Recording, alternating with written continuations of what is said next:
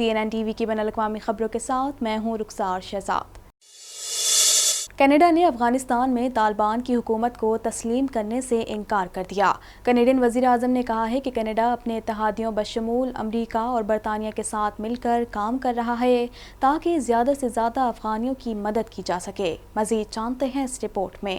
Canada نے افغانستان میں طالبان کی حکومت کو تسلیم کرنے سے انکار کر دیا۔ کینیڈین وزیر اعظم نے کہا کہ وہ افغانستان میں بننے والی طالبان کی ایسی حکومت کو تسلیم نہیں کریں گے۔ وزیر اعظم جسٹن ٹروڈو نے کہا کہ کینیڈا کا افغانستان میں طالبان کی حکومت کو تسلیم کرنے کا کوئی منصوبہ نہیں ہے۔ کینیڈا کے وزیر اعظم نے کہا ہے کہ طالبان نے طاقت کے ذریعے ایک منتخب جمہوری حکومت پر قبضہ کیا ہے۔ یہ گروپ کینیڈا کے قانون کے تحت ایک تسلیم شدہ دہشت گرد تنظیم ہے۔ کینیڈا نے طالبان کو اس وقت بھی تسلیم نہیں کیا تھا جب وہ 20 سال قبل افغانستان پر قابض تھے۔ کینیڈا کا افغانستان میں طالبان کی حکومت تسلیم کرنے کا کوئی منصوبہ نہیں ہے۔ جسٹن ٹروڈو نے پہلی بار انکشاف کیا کہ کینیڈا نے سینکڑوں افغانوں کی افغانستان سے نکلنے میں مدد کی کیونکہ اس بحران نے لبرل لیڈر کی انتخابی مہم کو بھی متاثر کیا ہے۔ ٹروڈو نے کہا کہ ایک خاص امیگریشن پروگرام کے تحت 807 افغانیوں کو نکالا گیا ہے، جن میں 34 کینیڈا کے سفارتکار اور کینیڈا کی مسلح افواج کے اہلکار شامل ہیں۔ حکومت نے سیکیورٹی خدشات کا حوالہ دیتے ہوئے پہلے یہ بتانے سے انکار کر دیا تھا کہ اس نے کتنے مہاجرین کی مدد کی ہے۔ ٹروڈو نے کہا کہ طالبان تشدد اور دشمنی ختم کریں اور جو لوگ افغانستان چھوڑنا چاہتے ہیں انہیں محفوظ طریقے سے ایسا کرنے کی اجازت دیں۔ انہوں نے مزید کہا کہ کینیڈا اپنے اتحادیوں بشمول امریکہ اور برطانیہ کے ساتھ مل کر کام کر رہا ہے تاکہ زیادہ سے زیادہ افغانوں کی مدد کی جا سکے۔ جن 807 افغان باشندوں کا انخلا کیا گیا ہے ان کی گزشتہ ماہ اعلان کردہ پروگرام کے تحت مدد کی گئی تھی تاکہ افغان ترجمانوں اور دیگر معاون عملے کے خاندانوں کو دوبارہ آباد کیا جا سکے جنہوں نے کینیڈین مسلح افواج اور افغانستان میں سفارتی مشن کے ساتھ کام کیا۔ ٹروڈو نے کہا کہ کینیڈین شہریوں اور کینیڈین افغان شہریوں کی ایک بڑی تعداد افغانستان میں موجود ہے۔ ہم اس وقت جتنا ممکن ہو سکے ان کے لیے کام کر رہے ہیں۔ ہم ان کے انخلا کو بہت ترجیح دے رہے ہیں اگر یہ ممکن ہو۔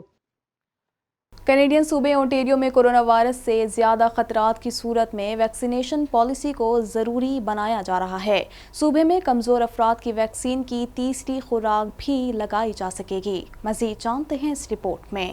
کینیڈین صوبے اونٹیریو میں کرونا وائرس کے زیادہ خطرات کی صورت میں ویکسینیشن پالیسی کو ضروری بنایا جا رہا ہے۔ صوبے میں کمزور افراد کو ویکسین کی تیسری خوراک بھی لگائی جا سکے گی۔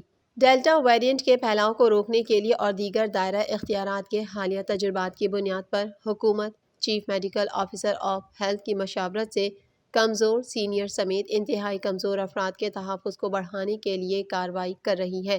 صوبائی حکام ایسے اقدام متعارف کرانے کا ارادہ رکھتے ہیں جن کے تحت تعلیم اور صحت کے عملے کے لیے سخت کووڈ-19 ویکسینیشن پالیسیاں تیار کریں۔ ذرائع نے بتایا کہ ڈاکٹر کیرن مور کی ہدایت کے مطابق اسپتالوں، ایمبولینس سروسز اور کمیونٹی اور ہوم کیئر سروس فراہم کرنے والوں کی ویکسینیشن لازمی نہیں ہوگی، لیکن جو لوگ ویکسینیشن نہیں کرواتے ہیں ان کا باقاعدگی سے کورونا ٹیسٹ کیا جائے گا۔ یہ پالیسی اس طرح کی ہوگی جو صوبے کے طویل المدتی نگہداشت کے گھروں میں پہلے سے موجود ہے۔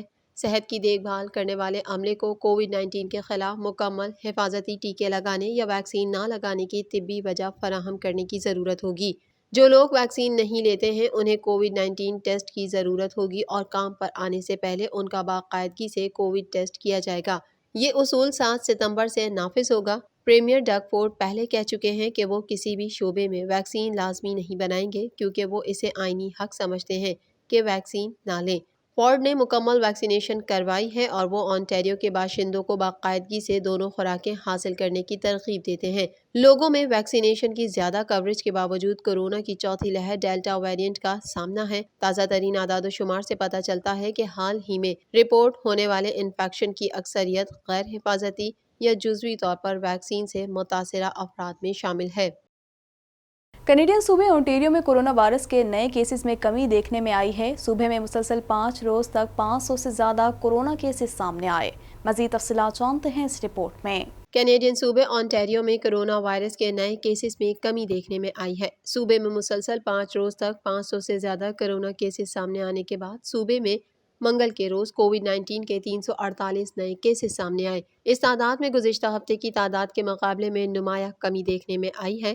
ऑन्टेरियो में पीर को कोविड-19 के 526 और इतवार को 511 नए केसेस रिपोर्ट हुए। मंगल को केसेस की 7 रोज़ा औसत तादाद 473 थी, जो कल 469 थी। ये 11 अगस्त के बाद ऑन्टेरियो में पहली मर्तबा हुआ जब केसेस की तादाद 500 से कम थी और 324 नए केसेस सामने आए। ऑन्टेरियो की सिर्फ 28.5% आबादी की नुमाइंदगी करने के बावजूद केसेस का तकरीबन 67% हिस्सा है। इसकी वजह यह है कि यहाँ नॉन वैक्सीनेटेड लोगों की तादाद बहुत ज़्यादा है। जुज़वी तौर पर वैक्सीनेटेड अफराद केसेस की कुल तादाद का 11% है, जबकि मुकम्मल तौर पर वैक्सीनेटेड अफराद केस की तादाद का 22% है। GTA में टोरंटो में 85 नए केसेस रिपोर्ट हुए, पील में 45, यार्क रीजन में 32 नए केस और डरहम में 19 केस रिपोर्ट हुए। हिल्टन रीजन में 21 और हैमिल्टन में 34 नए केसेस रिपोर्ट हुए। ओंटारियो सूबे में कोरोना केसेस की तादाद सबसे ज़्यादा है। सूबे भर में कोरोना वायरस से मुतासर होने वालों की तादाद 5,56,435 तक जा पहुंची है। मज़ीद जानते हैं इस रिपोर्ट में। आखिरी इत्तलात के मुताबिक कनाडा भर में कोरोना के मरीजों की मजमूई तादाद 14,57,698 तक जा पहुंची है, जबकि हलाकतें 26,719 हो गई, जबकि 14,11,268 मरीज सेहतयाब हो चुके हैं। ऑन्टेरियो सूबे में कोरोना केसेस की तादाद सबसे ज़्यादा है। सूबे भर में कोरोना वायरस से मुतासिर होने वालों की तादाद 5,56,435 तक जा पहुंची है, जबकि हलाकतों की तादाद 9,428 है। कनाडा में कोरोना वायरस के सबब सबसे ज़्यादा हलाकतें क्यूबेक सूबे में हुई हैं।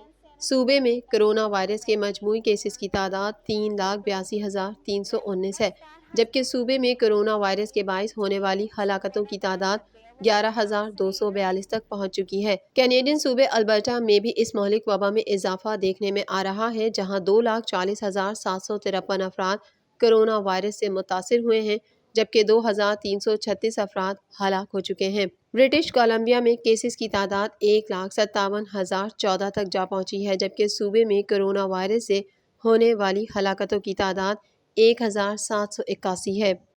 तालिबान के नायब अमीर मुल्ला अब्दुल गनी बिरादर 20 बरस बाद अपने मुल्क अफगानिस्तान वापस लौट आए, जहां उन्हें नई हुकूमत में अहम जिम्मेदारी मिलने का इम्कान है। इस हवाले से मजीद जानते हैं।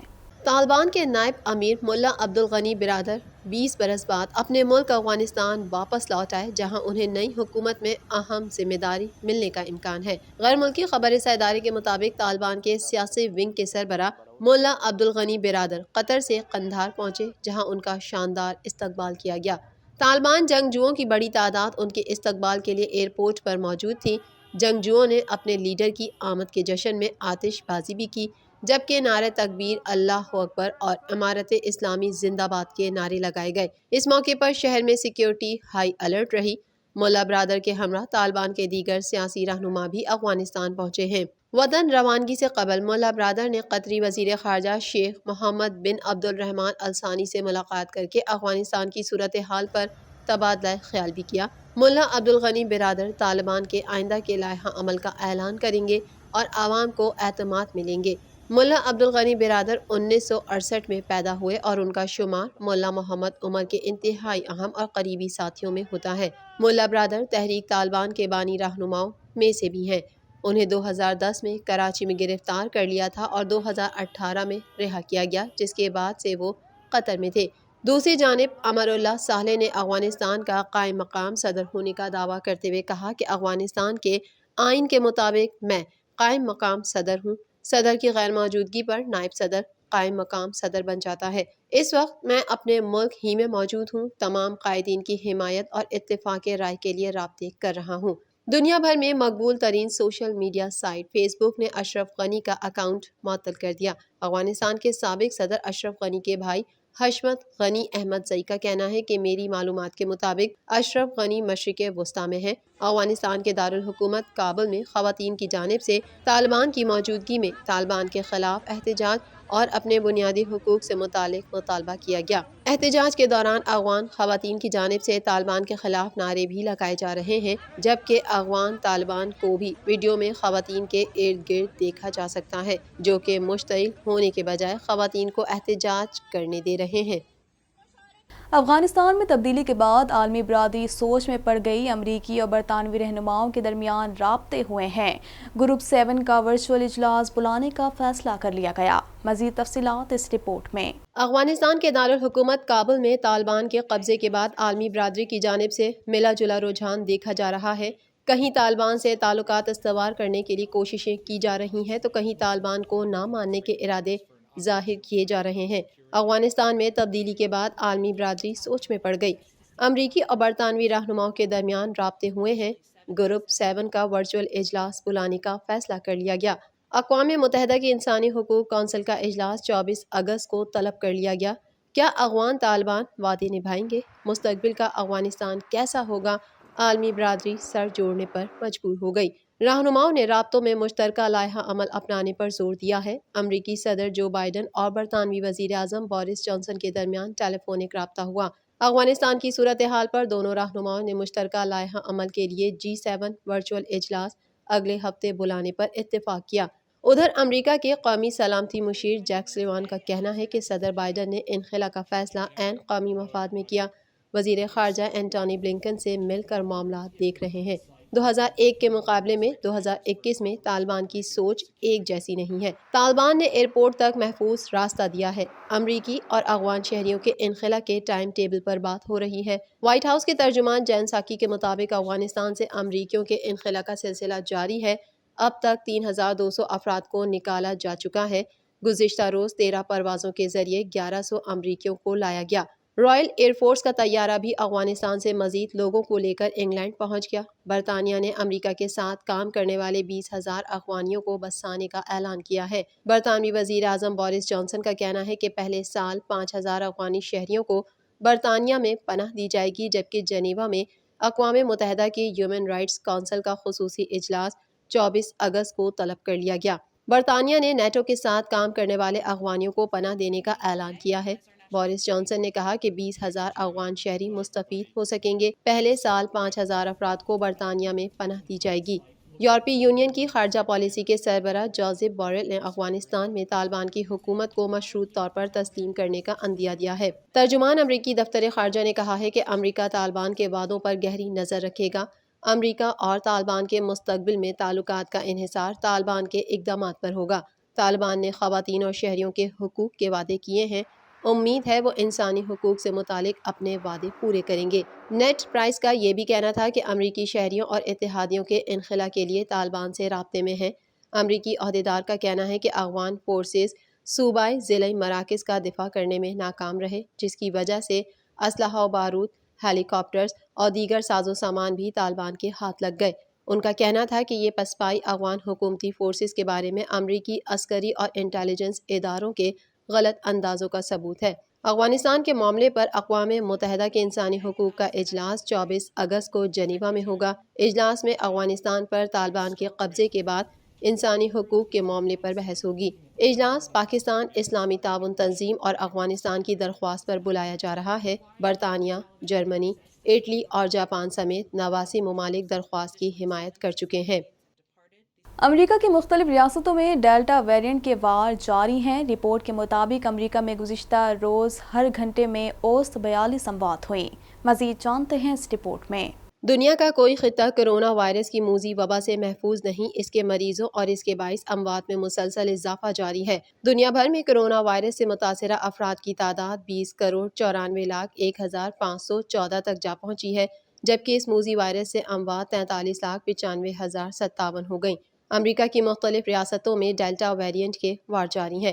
رپورٹ کے مطابق امریکہ میں گزشتہ روز ہر گھنٹے میں اوسط 42 اموات ہوئیں۔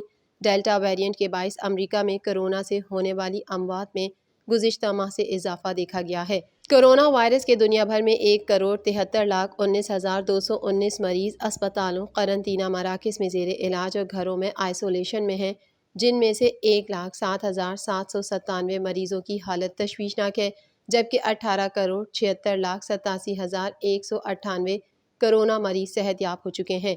کرونا وائرس کے کیسز اور اس سے اموات کے اعتبار سے 10 سر فہرست ممالک میں 33 کروڑ سے زائد آبادی کا حامل امریکہ تاحال پہلے نمبر پر ہے، جہاں اس وائرس سے اب تک 6,40,093 افراد موت کے منہ میں پہنچ چکے ہیں، جبکہ اس سے بیمار ہونے والوں کی مجموعی تعداد 3,78,96,582 ہو چکی ہے۔ 1 ارب سے زائد آبادی والا ملک بھارت کرونا وائرس کے مریضوں کی تعداد کے حوالے سے دوسرے نمبر پر ہے، جہاں اس وائرس سے 4,32,552 ہلاکتیں ہو چکی ہیں، جبکہ اس سے متاثرہ 3,22,85,101 مریض سامنے آ چکے ہیں۔ کرونا وائرس کے مریضوں کی تعداد کے حوالے سے ممالک کی اس فہرست میں برازیل تیسرے نمبر پر ہے، تاہم یہ اموات کے حوالے سے فہرست میں دوسرے نمبر پر ہے، جہاں اس جان لیوا وائرس سے 5,70,718 ہلاکتیں ہو چکی ہیں، جبکہ اس کے متاثرہ مریضوں کی تعداد 2,04,17,204 ہو گئی۔ ترکی میں کرونا وائرس سے اموات 53,507 تک جا پہنچی ہیں، جبکہ کیسز 61,18,508 ہو چکے ہیں۔ سعودی عرب اسی فہرست میں 48ویں نمبر پر پہنچ چکا ہے، جہاں کرونا وائرس سے اب تک کل اموات 8,431 رپورٹ ہوئی ہیں، جبکہ مملکت میں کرونا مریضوں کی تعداد 5,39,698 تک جا پہنچی ہے۔ TNN ٹی وی کے نیوز بلیٹن سے فی الوقت اتنا ہی۔ مزید خبروں اور اپڈیٹس کے لیے دیکھتے رہیے TNN TV۔